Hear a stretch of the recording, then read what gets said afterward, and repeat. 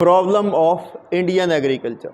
अभी तक आप पढ़ चुके हैं कि जो इंडियन एग्रीकल्चर है वो आज भी इंडिया की ज़्यादातर पॉपुलेशन को इकोनॉमिक एक्टिविटीज़ के रूप में कार्य देती है और ये हमारे लिए फूड ग्रेन्स का सोर्स भी है। ठीक है, तो हमारी मेन एक्टिविटी है ये।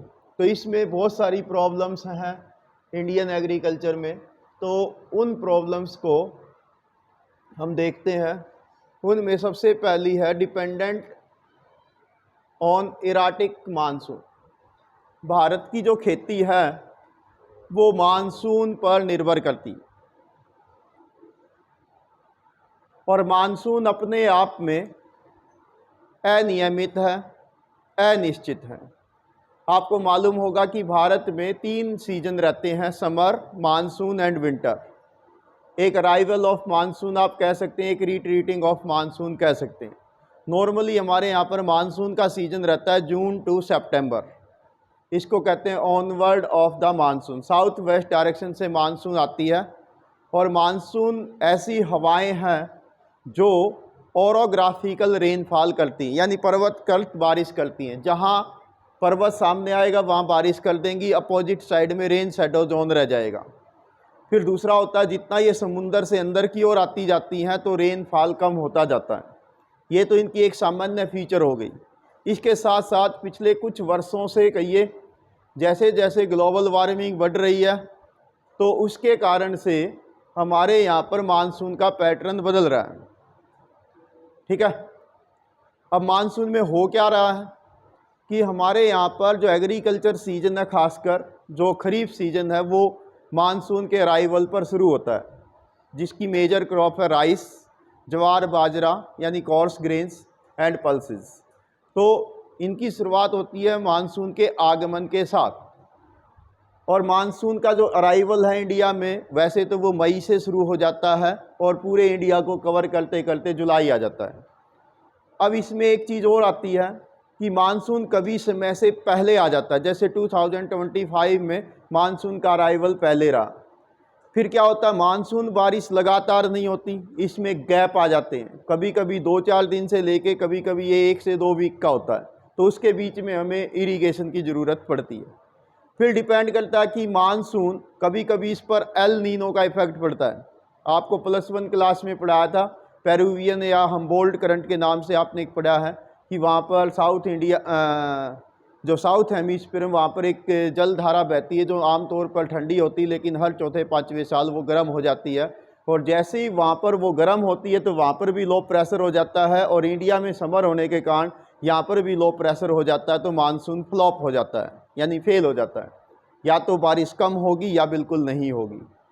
जिस साल अच्छी कंडीशन होती है, ठीक है, ला नीनो इसको हम बोलते हैं, तो इसमें क्या होता है, यदि मानसून एवरेज रहे तो फसल के लिए अच्छी है। ज़रूरत से ज़्यादा हो जाए तो फ्लड आएगा तो भी फसलें खराब, और ज़रूरत से कम हो तो भी फसलें खराब। फिर ड्रॉट या सूखा या अकाल गिरेगा। तो इस प्रकार से आप कह सकते हैं कि इंडियन जो एग्रीकल्चर है वो गैम्बल ऑफ मानसून कहलाता है, मानसून का जुआ कहलाता है। क्यों? क्योंकि मानसून अच्छी तो एग्रीकल्चर अच्छी, एग्रीकल्चर अच्छी होगी तो प्रोडक्शन अच्छा होगा, प्रोडक्शन अच्छा होगा तो देश की कम से कम 60% पॉपुलेशन, जो 68% पॉपुलेशन गांव में रहती है, उनका सोर्स ऑफ इनकम यही है। तो उनके पास पैसा होगा, उनके पास पैसा होगा तो इकोनॉमी ग्रो करेगी। इसलिए हम कहते हैं कि इंडियन इकोनॉमी या इंडियन जो सिनेरियो एग्रीकल्चर है वो मानसून का गैम्बल कहलाती है। अब ये तो हो गया, हमने सारा बता दिया भी मानसून क्या है, कैसे वो इफेक्ट करती है। अब बात आता है कि भाई मानसून की अनिश्चितता को आप सोल्व कैसे करोगे, व्हाट इज द सॉल्यूशन। इसके सॉल्यूशन सीधा सीधा देखो, आप नेचर को चेंज नहीं कर सकते, आप कुछ चेंज छोटे छोटे कर सकते हैं। जैसे ग्लोबल वार्मिंग हो रही है तो प्लांटेशन आप करिए ताकि मानसून या टेम्परेचर का सिनेरियो सही रहे और वो टाइम पे आए। दूसरा, आप वे फसलें बोइए जो कम पानी की ज़रूरत हो, यानी जिनको कम मानसून पर डिपेंडेंट रहे। यदि मानसून फ्लॉप भी हो जाए तो एक आधी इरीगेशन से हम उसको कवर कर पाए। ठीक है, इसी प्रकार से जैसे north west India, Punjab, Haryana, western UP, तो इसमें हमने राइस की तुलना में यहाँ पर मेज यानी मक्का बोना चाहिए ताकि मानसून की डिपेंडेंस कम रहे। इसी प्रकार से हम इरिगेशन को बढ़ा सकते हैं, उसमें भी तकनीक ला सकते हैं, जैसे स्प्रिंकल होगी, ड्रॉप इरिगेशन होगी। तो इस प्रकार के आप सुझाव दे सकते हैं। तो ये था आपका फर्स्ट टॉपिक। बहुत कुछ आपका बुक में नहीं होगा जो मैंने आपको बता दिया, तो अच्छे ढंग से आप इसको रिवाइज करें और नोट्स को तैयार करें, ठीक है। सेकंड वन रहेगी लो प्रोडक्टिविटी। अब इंडियन एग्रीकल्चर में एक मेजर प्रॉब्लम क्या है कि यहाँ पर जो क्रॉप प्रोडक्शन है वो कम है। उसके पीछे कारण ध्यान से सुन लीजिए क्यों है। तो इंडिया वर्ल्ड में मोस्ट पॉपुलेटेड कंट्रीज में से एक है। सेंसस 2011 के अनुसार हम सेकंड मोस्ट पॉपुलेटेड कंट्री हैं, बट आज का सिनेरियो देखें तो आज हम दुनिया में लीडिंग कंट्री हैं पॉपुलेशन के अनुसार। अब इतनी जनसंख्या होने के कारण हमारे यहाँ पर जो एग्रीकल्चर लैंड है वो पर किसान 0.5 हेक्टेयर आती है, 0.5 हेक्टेयर, ठीक है। अब इतने कम ज़मीन पर किसान कितनी ही मेहनत कर ले तो उसका प्रोडक्शन कम ही रहता है, क्योंकि खेत छोटे हैं। आपको याद होगा मैंने आपको इंटेंसिटिव सब्सिस्टेंस एग्रीकल्चर कराई थी, गहन जीवन निर्वाह कृषि। तो भारत में ज़्यादातर जो मानसून रीजन होते हैं उसमें इसी प्रकार की खेती की जाती है, तो यहाँ पर लो प्रोडक्टिविटी रहती है। अब इसका सोल्यूशन क्या है, क्या सोल्यूशन बताओगे? तो हम HYV सीड बना सकते हैं, मिक्स क्रॉपिंग कर सकते हैं, एक ही खेत में एक से ज़्यादा फसलें बो सकते हैं, क्रॉप रोटेशन हमने अपनाना चाहिए ताकि ज़मीन की फर्टिलिटी बनी रहे, ठीक है। तो इस प्रकार से हम इस प्रोडक्टिविटी को कवर कर सकते हैं, ठीक है। नेक्स्ट आपका आता है concentration of financial resource and indebtedness, वित्तीय संस्थाओं की बाधाएं और ऋणग्रस्तता। अब देखिए आप इसको कैसे बताएंगे? आप बताएंगे कि भारत जैसे देश में ज़्यादातर जो जनसंख्या आज भी ग्रामीण परिवेश में रहती, और आज भी हमारे गांव में बैंकिंग सेक्टर और जो सोसाइटीज़ हैं उनकी कमी है। बैंक हैं गांव में, बट वो 4-5 गांव में एक है। तो क्या हम हर गांव में बैंक की शाखा नहीं खोल सकते? क्या हम गांव-गांव में सोसाइटीज़ नहीं बना सकते? तो ये हम बना सकते हैं। तो दूसरा क्या है कि बैंक कम है। फिर दूसरा क्या होता है कि हमारे किसानों के पास ज़मीन कम है। तो जब आप बैंक से लोन लेने के लिए जाते हैं तो किसान के पास समर्थक ऋणाधार नहीं होता। समर्थक ऋणाधार का मतलब कि आपके पास इतनी ज़मीन नहीं कि आप उसको प्रूफ के रूप में बैंक को दे सके। तो यहाँ पर थोड़ा सा ये प्रॉब्लम रहती है। दूसरा क्या होता है, अगर बैंक से किसान लोन ले लेता है तो उसमें भी वो ट्रैप में फंसने का चांस रहता है। क्या होता है कि मान लो बैंक से किसान ने लोन ले लिया, अब सपोज करिए उसने लोन लेकर खेत में बिजाई कर दी और उस वर्ष ओवर रेनफॉल हो गई, यानी फ्लड आ गई और सारी फसल वॉश आउट हो गई, तो क्या उसके पास कोई आमदनी का और जरिया है? इसी प्रकार से किसान ने खेत में फसल बोई और उस वर्ष अकाल पड़ गया, ड्रॉट हो गया, यानी लंबे समय तक बारिश ही ना हुई, सारी फसल सूख गई, तो भी किसान ट्रैप पे फंसेगा। अब बात करते हैं कि इसका सॉल्यूशन क्या है। नंबर 1, बैंकों की शाखाएं खोलनी जानी चाहिए। किसानों को जो समर्थक ऋणाधार है उसके नियम में लचीलापन होना चाहिए कि उनके पास जो भी अवेलेबल हो उसके आधार पर बैंक उसको लोन दे दे।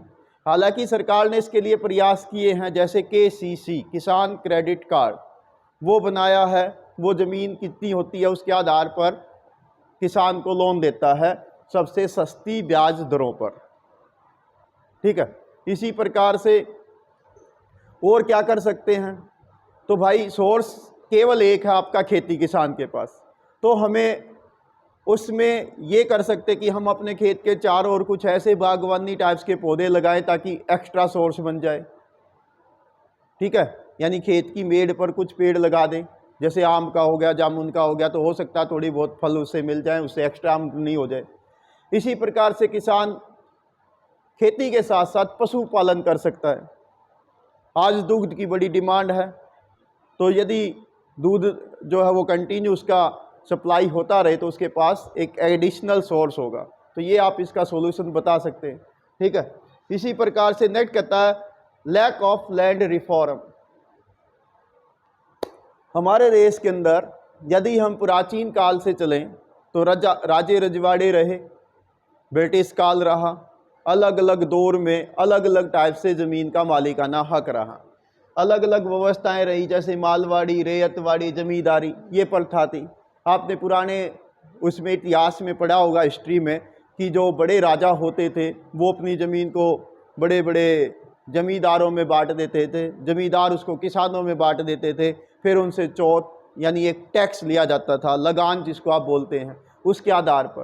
तो हालांकि आज़ादी के बाद लैंड रिफॉर्म हुए, ज़मीन का चकबंदी की गई, हदबंदी की गई, यानी जो बिखरे हुए खेत थे उनको मिक्स किया गया, लेकिन समय के साथ साथ ये खेत पुनः बिखर गए हैं। क्यों बिखर गए? क्योंकि हमारे यहाँ पर एक परंपरा रही है, भारत का समाज पुरुष प्रधान समाज है, जो पिता की संपत्ति है उसको बेटों में बांट दिया जाता है, बेटे बेटियों में, ठीक है। तो वो ऐसे फिर वो छोटे छोटे टुकड़ों में फिर डिवाइड हो जाते हैं। तो इस प्रकार से सरकार को लैंड रिफॉर्म करने की ज़रूरत है, ठीक है।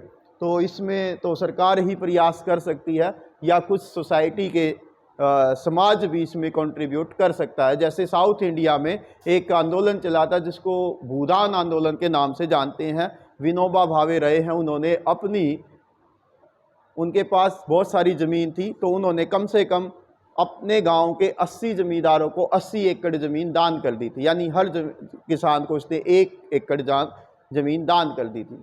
हालांकि आज की डेट में तो ऐसा संभव हो भी सकता है, बट सरकार इसमें बहुत सारे प्रयास कर सकती है। नेक्स्ट आता है small farmer size and fragmentation of the land holdings. ये मैं आपको ऑलरेडी बता चुका हूँ कि हमारे देश में जो खेतों का साइज है वो एवरेजली 0.5 हेक्टेयर है, यानी 1 हेक्टेयर में 2.5 एकड़ होते हैं। आधे हेक्टेयर में कितना हुआ? 1 एकड़ या 1.25 एकड़ ज़मीन नॉर्मली एक किसान के पास है। अब वो इतने छोटे से खेत पर ना तो ट्रैक्टर ले सकता, ना और कोई इक्विपमेंट जुटा सकता।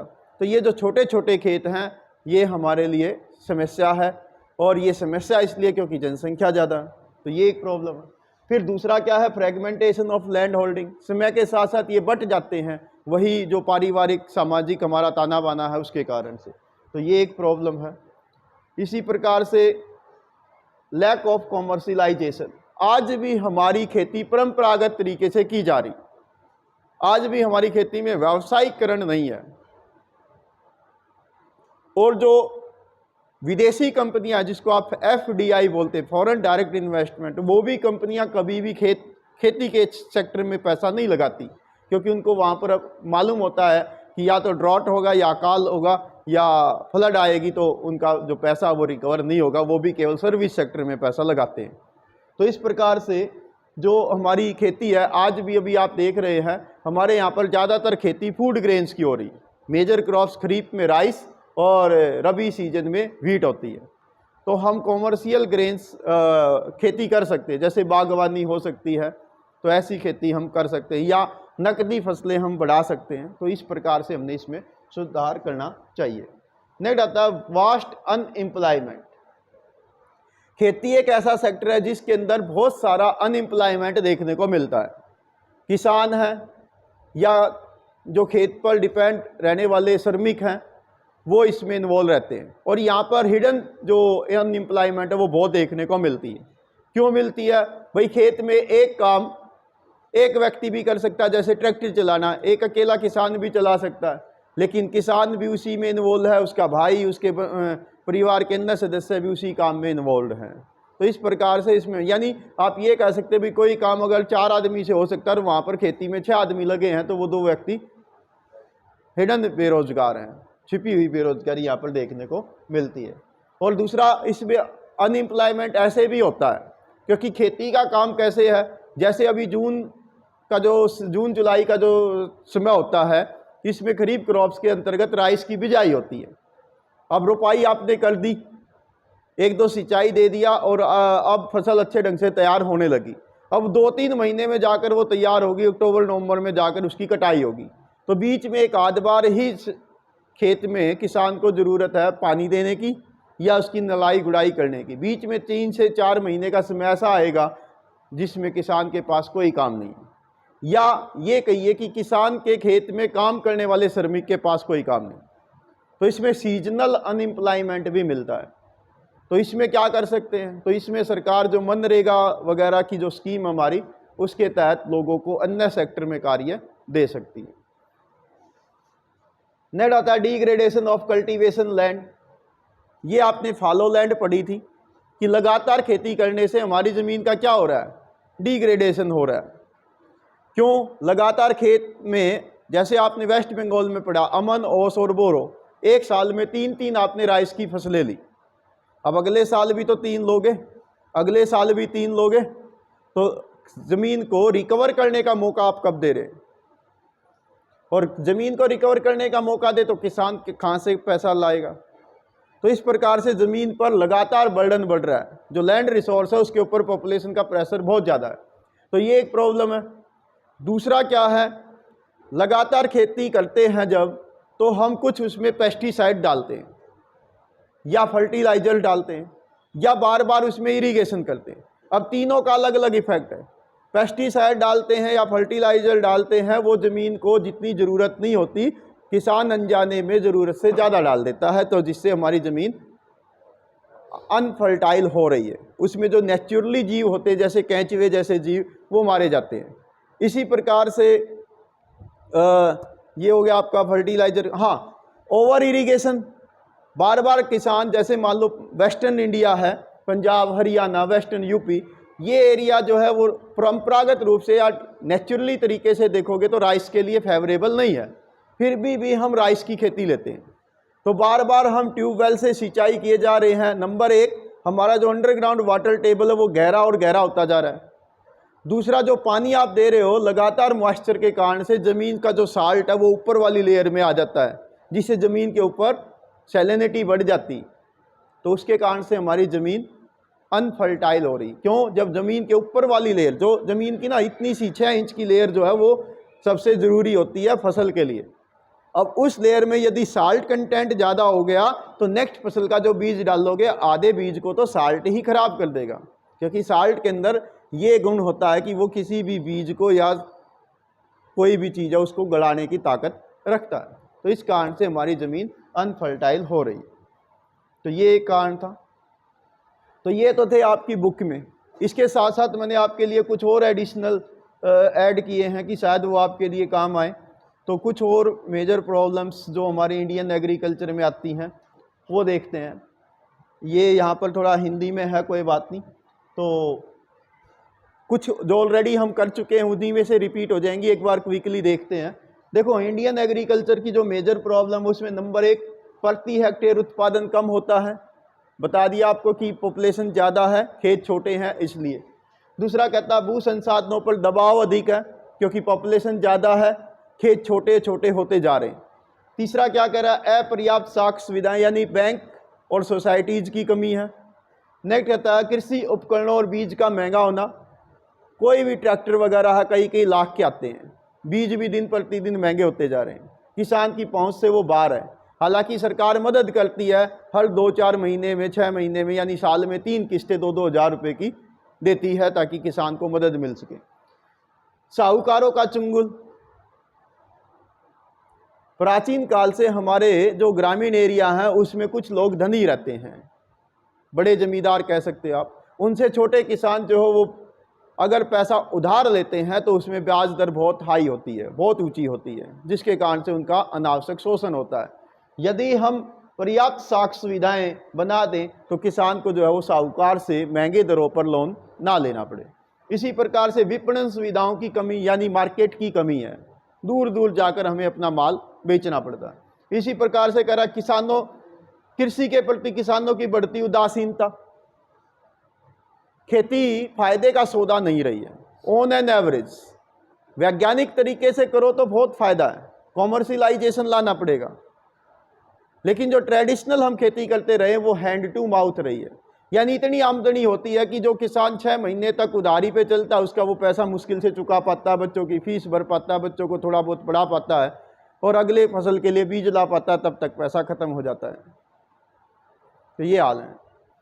नेक्स्ट आता है किसानों को फसल के उचित दाम का न मिलना। कई बार रेट इतने आसमानों तक छू जाएंगे, किसान को तब भी नहीं मिलेंगे। कभी आप कल्पना करिए, जैसे आज की डेट में आप पूछिए टमाटर के भाव क्या हैं, तो नॉर्मली पता चलेगा कोई 50 से लेके 80 रुपये किलो बिक रहे हैं। तो कभी किसान से पूछ के देखो कि क्या उसके टमाटर इतने ही भाव बिके हैं, तो उसके तो पता चलेगा कि उसकी तो सारी कैरेट की कैरेट 50 रुपये की बिक गई। तो इस प्रकार से किसान को उतना नहीं होता। देन आता मौसम की मार। मौसम की मार वही मानसून की डिपेंडेंस। बारिश ज़्यादा हो गई तब फसल मारी जाएगी, क्योंकि फ्लड आएगा, पानी में डूबेगी फसलें, और जब गर्मी बहुत पड़ेगी तो भी फसलें खराब होंगी। इसी प्रकार से राजनीतिक दलों और उद्योगपतियों को कृषि में कोई रुचि का न होना, कोई भी पॉलिटिकल पार्टी हो या विदेशी कंपनी हो या बड़े बड़े उद्योगपति हो, वो एग्रीकल्चर सेक्टर में पैसा नहीं लगाना चाहते। हालांकि मैं आपको ये भी कहूँगा कि कुछ कंपनियां हैं आज की डेट में जो इस सेक्टर में अब जा रही हैं।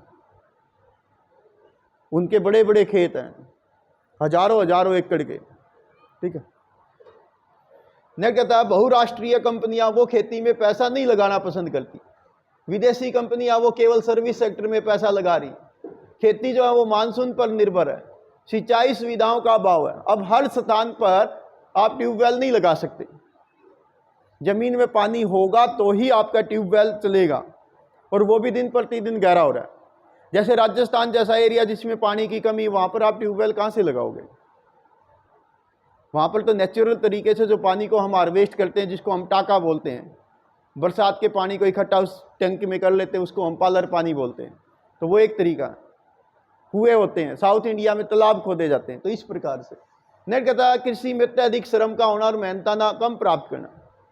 रेड कॉलर श्रमिक है भाई एग्रीकल्चर, सारा दिन पसीने में पसीना होना पड़ेगा, शाम को हाथ में कुछ आना नहीं। इसी प्रकार से करा छोटे खेत, ये आ गया 0.5 हेक्टेयर से भी कम जमीन है एक किसान के पास।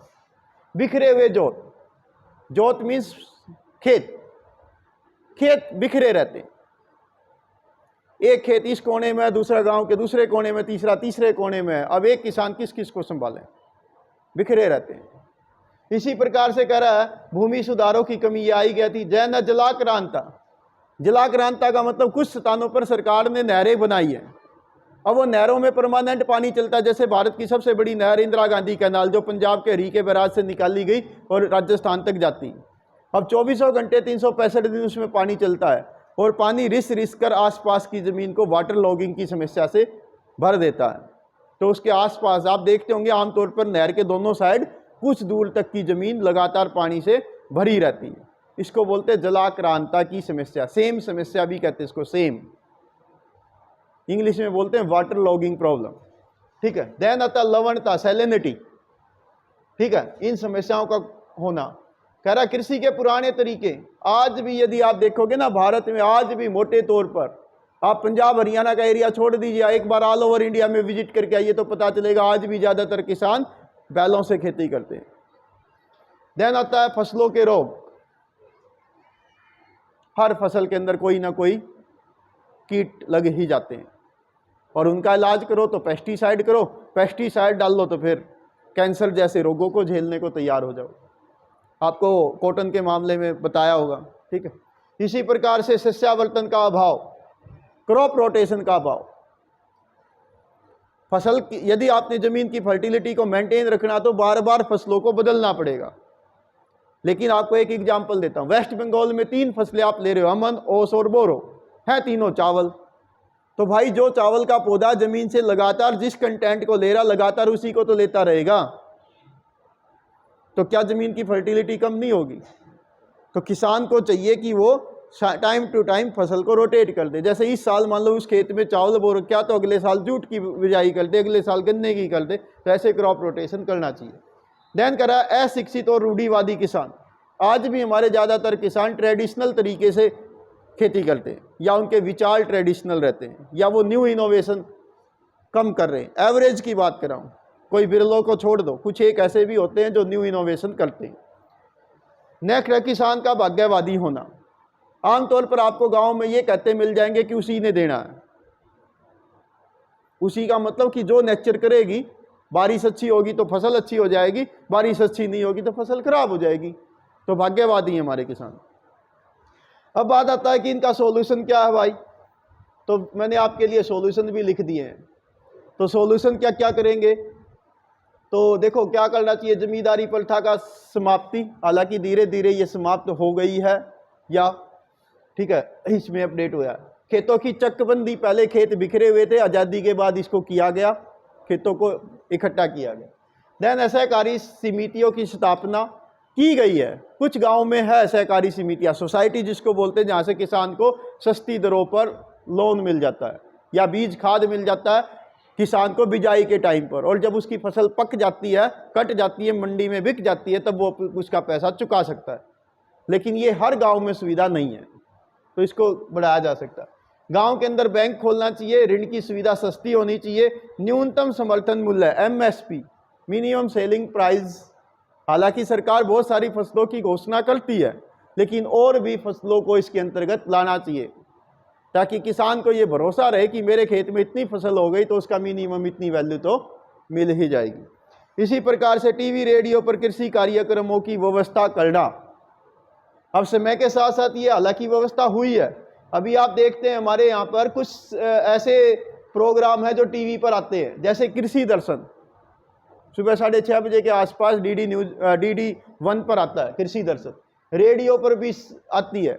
जैसे आजकल SMS के द्वारा किसान के पास मैसेज आ जाते हैं कि आपके एरिया में अगले 3 घंटे में भारी बारिश होने की संभावना है, तो इस प्रकार से किसान जो वो थोड़ा अवेयर हो जाता है। DD किसान चैनल हो गया, किसान कॉल सेंटर, ये लास्ट की 4 डिजिट भी आप डायल करिए तो सीधा आप किसान हेल्प ले सकता है, ठीक है। इसी प्रकार से मौसम समाचार, आप देखते होंगे हर घंटे की लास्ट की 5 मिनट में हर टीवी चैनल पर मौसम के बारे में बताया जाता है, तो ये किसान के लिए फायदेमंद है।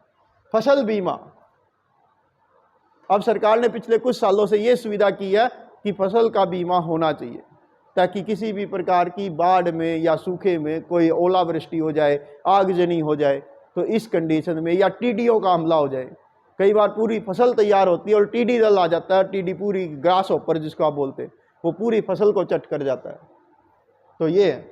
इसी प्रकार से कृषि विश्वविद्यालयों की स्थापना करना, ताकि लोग एग्रीकल्चर सेक्टर के अंदर इनोवेशन कर सके, जैसे हरियाणा में हिसार एग्रीकल्चर यूनिवर्सिटी है।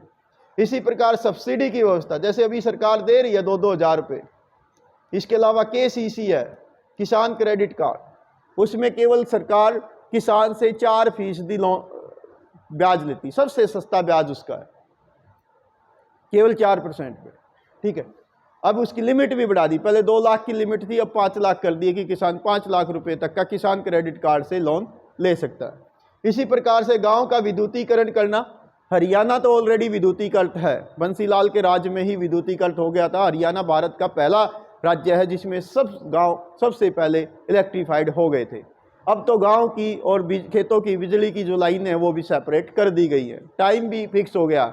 अब किसान के पास ये भी फिक्स होता है कि इतने बजे से इतने बजे तक लाइट आएगी, और वो भी मोबाइल पर मैसेज आ जाता है कि आपके एरिया की इलेक्ट्रिसिटी कब से कब तक रहेगी, ये अच्छी सुविधा।